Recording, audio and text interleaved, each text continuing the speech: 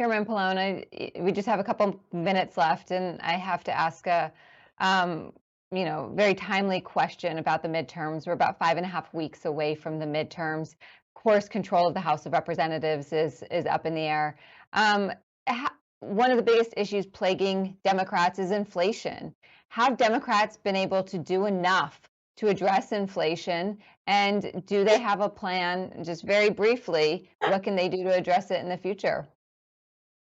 Well, I think a combination of what the president has been doing and what the Democratic majority in the Congress has been doing, right? So we passed the Inflation Reduction Act, which seeks to reduce the deficit, which I think is a major factor ultimately in reducing inflation.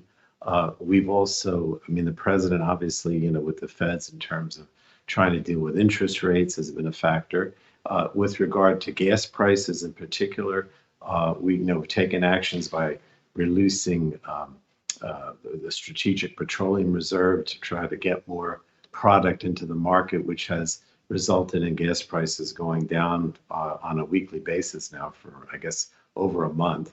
And we're trying to also address the supply chain issues. During the COVID crisis, a lot of the problems with supply chain increased inflation because people were demanding things but they couldn't get them, and so we passed the CHIPS Act, which is trying to address some of the supply chain to get more goods manufactured here in the United States, so we're not relying on other countries.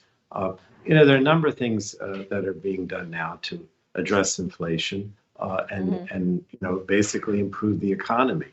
And I think those actions, as we see them unfold over the last couple of months and the next couple of months, people will respond to that. I'm bullish on the fact that the Democrats are going to keep the majority. I also think that the actions of the Supreme Court have energized a lot of people because they were not happy with the decision to overturn Roe v. Wade and Yeah. trying to restrict privacy.